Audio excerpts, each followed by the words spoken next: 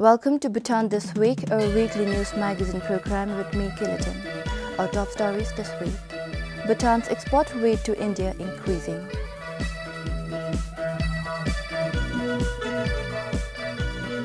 EU-Bhutan Trade Support Project launched to help increase export diversification for Bhutanese goods.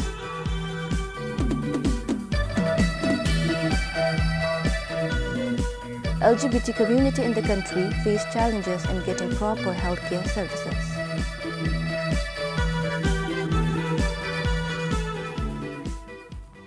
The bilateral trade between Bhutan and India is growing steadily over the years. The total trade accounts for close to 85 billion yuan. This was revealed during the two-day bilateral meeting on trade and transit between Bhutan and India held recently. The Economic Affairs Secretary Tashuishi Wangdi said trade balance has always remained in favor of India. Bhutan's total exports stood at nearly 32 billion yuan against import which was nearly 54 billion yuan in 2017. On the other hand, Commerce Secretary of India Rita Tioshia said Bhutan's export rate is increasing over the years. Bhutan is optimistic to benefit from the growth of Indian economy, which is projected to grow at 7.8% in 2019. There were also discussions on developing institutional linkages between Bhutan Standards Bureau and Bureau of Indian Standards to facilitate trade.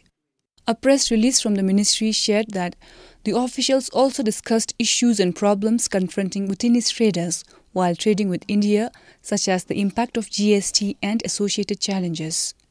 During the two-day meeting, the delegates shared the progress of the development of Jaigaon Integrated Checkpost to facilitate Bhutan's trade. Bhutan also agreed to undertake a joint study to study the impacts of pollution on Indian tea estate across the border. The Indian counterpart raised concerns over the adverse effects of mining and untreated discharge from Pasaka Industrial Estate in their tea estate. India's Commerce Secretary also shared that they would be happy if Bhutan ratifies the BBN Motor Vehicles Agreement for regulation of passenger, personal and cargo. Pup Game for BBS News.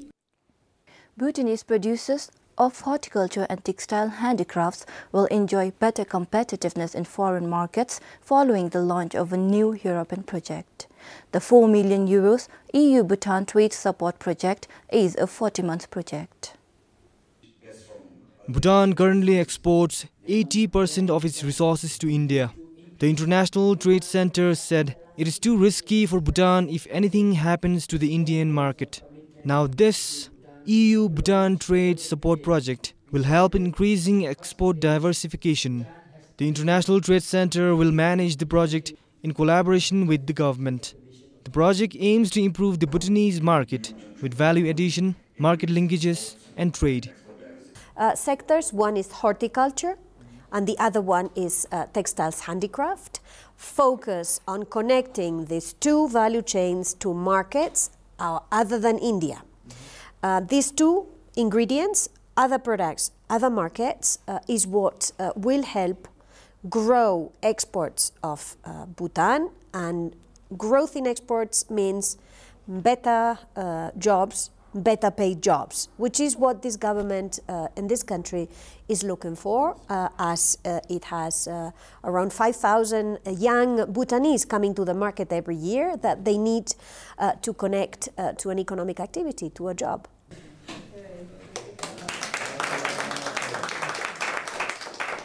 The launch of the project was attended by the Economic Affairs Minister, ambassadors of the European Union, Bulgaria, Czech Republic, Estonia, Spain, Croatia, Germany, Lithuania, Denmark, and the International Trade Center.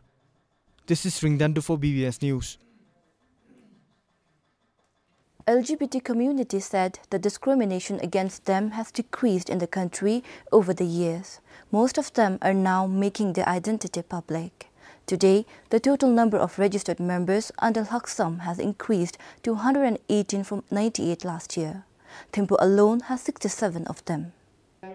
To create awareness, LGBT community came together to celebrate the International Day Against Homophobia, Transphobia and Biophobia in Thimphu yesterday.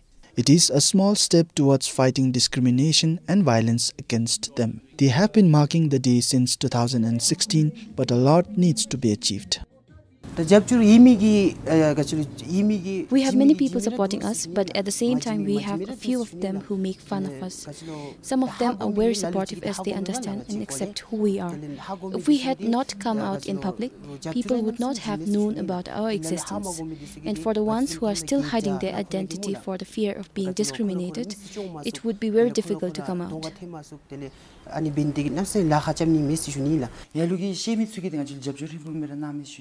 For those who knows about us, they have been very kind and helpful. But then there are some who makes fun of us and discriminate us intentionally. Some of them say that we are a burden to the world. On top of that, we are seeing many negative posts related to us in the Bhutanese forum. Some posts say that we should be stripped and beaten in public place. But there were a few comments supporting us as well. It is all to do with people's mindset.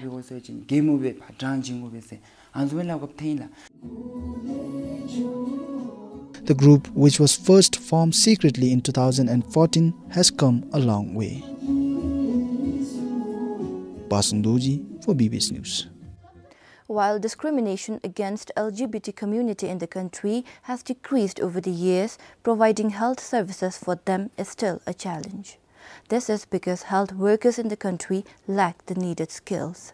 Because the health workers lack skills to provide services to the LGBT community, many of them have started avoiding hospitals. The health worker in our country, they lack knowledge about the LGBT plus. That's why most of the LGBT people, they don't seek services. I feel that it is the fault is on both the side, because doctor has to understand, and it is the responsibility of the community members to inform the health workers, saying that, you know, I'm from the LGBT community, and they might understand that we have, you know, separate need, not the special one, but the separate need. A study on stigma and discrimination against men having sex with men and transgender by the Health Ministry in 2014 revealed most health workers have very poor understanding and remain uncomfortable dealing with them. 27% shared their understanding on such issues is very poor, while 29% said they were reasonably poor in such understanding. Following the study, the Health Ministry has been taking various initiatives. Following that study in 2014 that has been done, we have tried to sensitize ourselves first, the Department of Public Health, the key programs. After that, in 2015, we thought that this is something that health is lacking in providing services to this special group of people. So we have tried to incorporate some of these issues in the curriculum of the Faculty of Nursing and Public Health. From more than 100 registered members, only one person from the LGBT community was recorded as HIV positive till now. But the ministry holds health concerns for the community. We are fortunate in Bhutan that we have not seen this trend happening, but we have learned from the experience of those countries, and we have in the very initial phase, when we saw only 3 or 4 of them, we have taken them and included them in the prevention of HIV and all those things. So this type of prevention package has been already developed for them, and they are being looked after. The ministry says the problem can be best addressed if members express their needs and seek help without hesitation. The LGBT community was formed in 2014. For Pemasong, Dishinongmo, BBS News.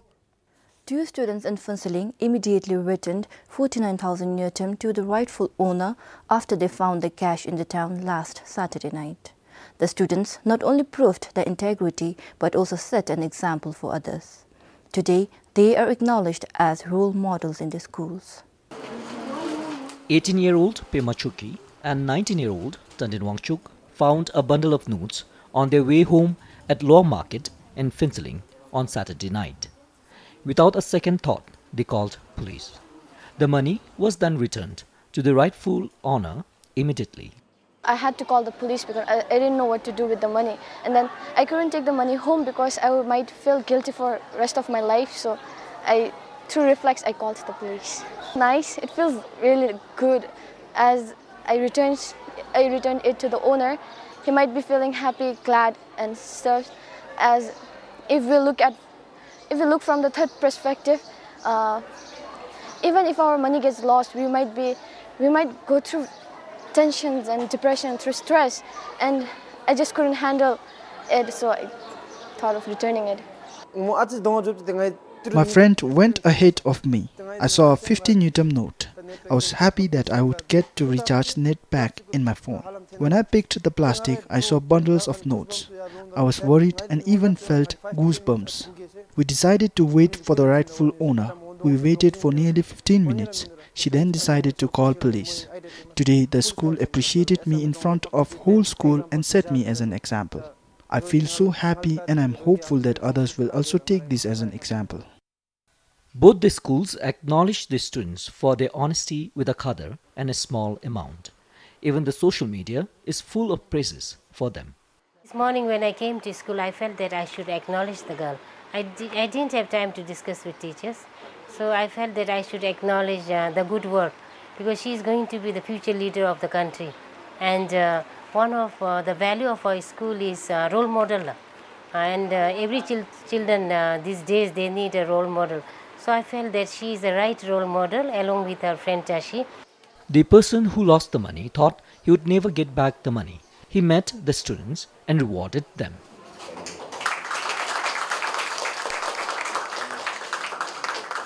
For Sonam Penjor in Finsiling, Sonam Funzo, BBS News. To encourage active participation of female civil servants, the National Commission for Women and Children are planning to introduce parental leave. Parental leave, if approved, can be obtained by either parent after the maternity leave ends. It is one of 5 strategies the Commission is currently drafting to increase women leaders. The NCWC plans to achieve their target of 15% women in executive positions in the civil service by 2023.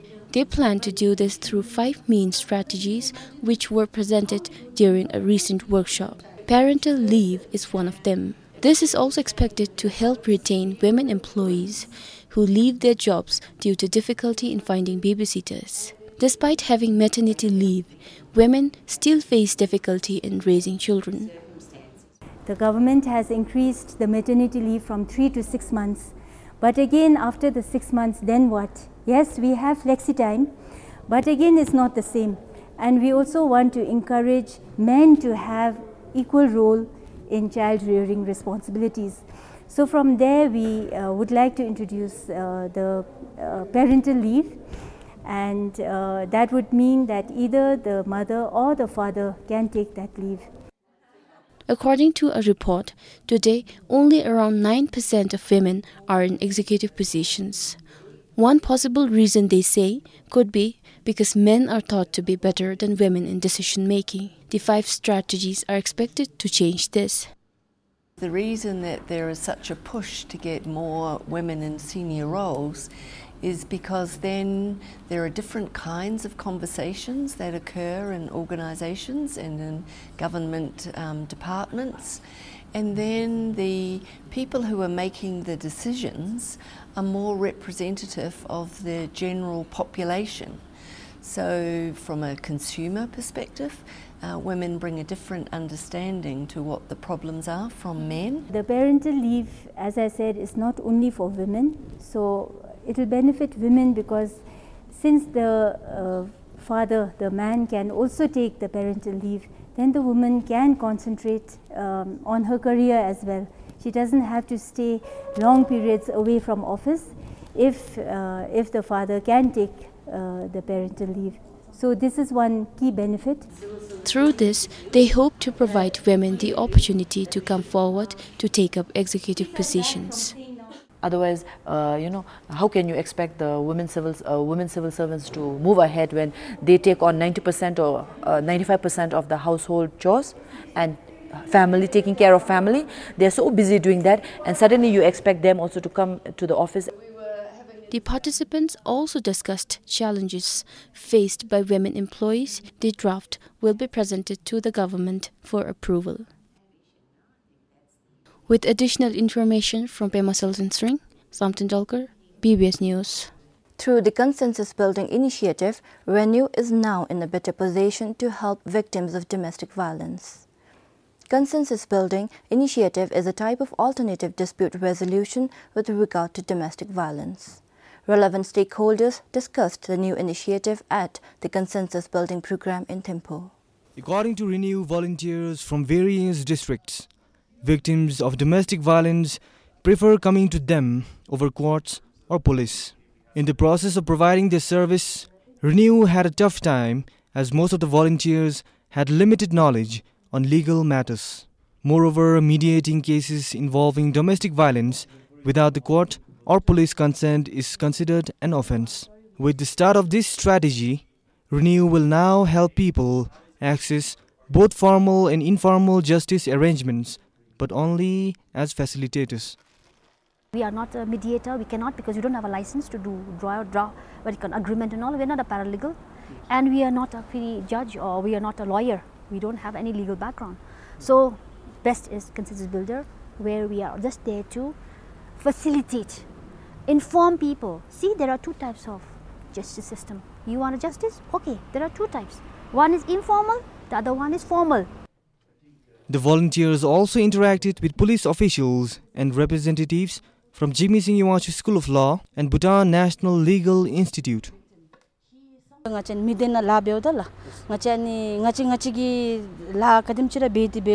We have been dealing with several violence-involved cases in our locality. Until this workshop, we were not aware of the certain boundaries. After attending this workshop, we got to meet with the police and know more. It has helped us clear our doubts. Clear bihako dinatele dilenten and approaching dilen anidisukar and hingsasa junime seshuni tehema beotin besubina misubina ngachara namse guthopmela. Earlier, we did not have any specific rules to deal with such cases, and we did not know much on legal matters. In some situations, we used to have a tough time negotiating various cases. We did many things in our own different ways. But now, after having proper knowledge on how to deal with such cases, I feel relieved.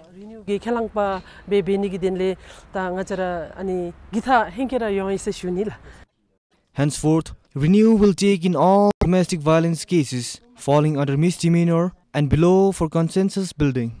RENEW will then help find a solution by helping them get access to relevant justice system. For Pasang Doji, this is Sringdandu for BBS News. Tashikang Dzongkhag administration notified 22 households along the Tashikang-Kanglung highway to dismantle or shift their structures. The structures were constructed illegally. After repeated notifications, the Dzongkhag administration and Department of Roads issued the final notice on 5th May. The occupants have been given 2 months' time. Officials said if people fail to comply with the notification, the case will be forwarded to the court. Of the 22 households, some structures are built on state land while others fail to maintain the road right-of-way, which requires a distance of 50 feet from the highway. Most are single-story houses. I had to dismantle my earlier structure because it was constructed on a state land. After that, I moved here and constructed this temporary house. I had to request the GUP for the land as a temporary occupant. If we have to move further away from the route, then we have to spend on strong foundations even for a temporary structure.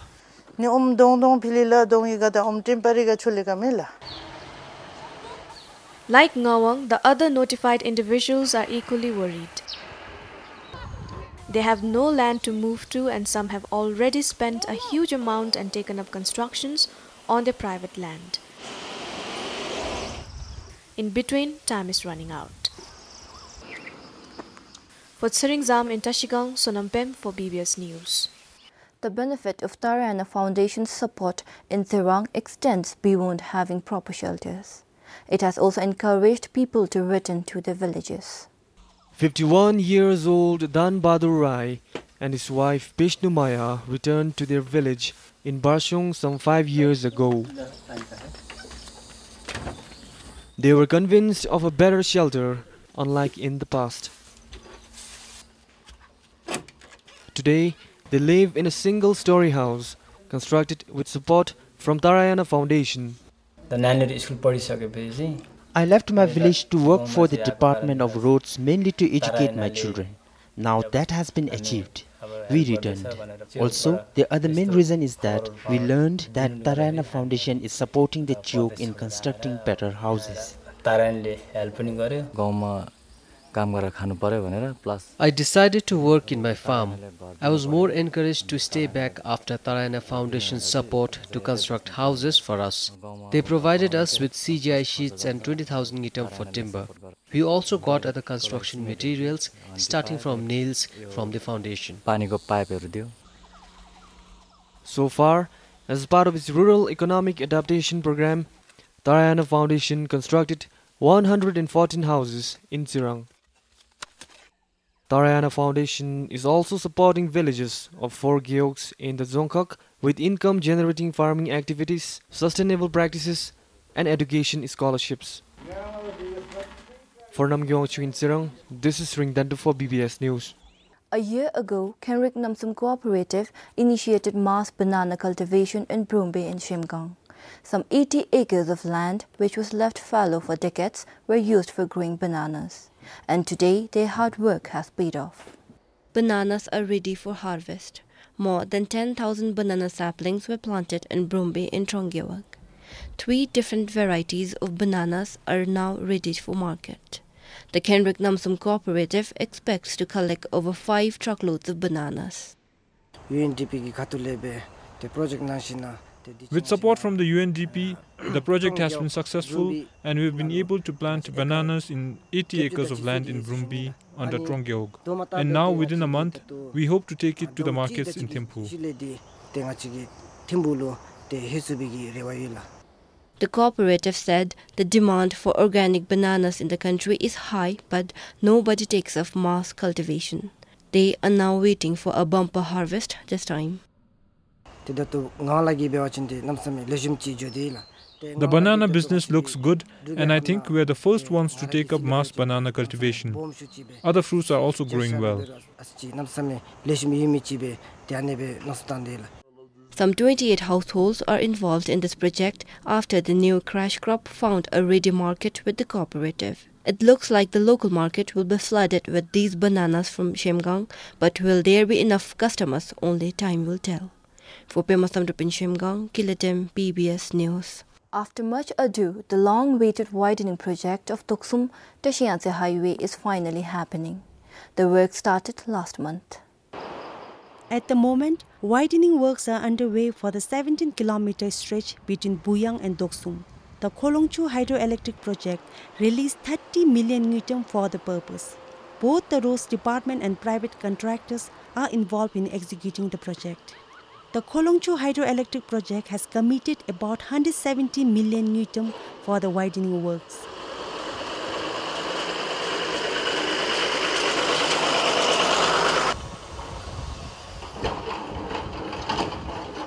However, project officials said the amount will be reviewed and released to the Department of Roads accordingly.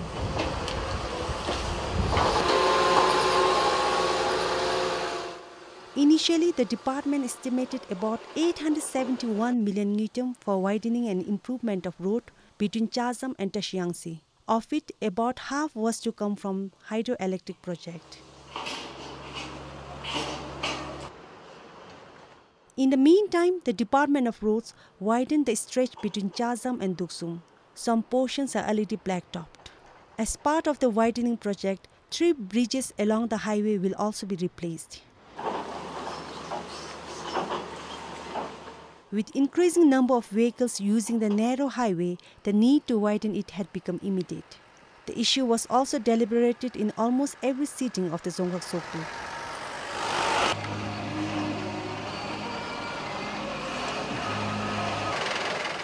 For Sringzam in Tashiangsi, Sonam Hamo for PBS News. That's all we have for you this week. Thank you for joining us. Goodbye.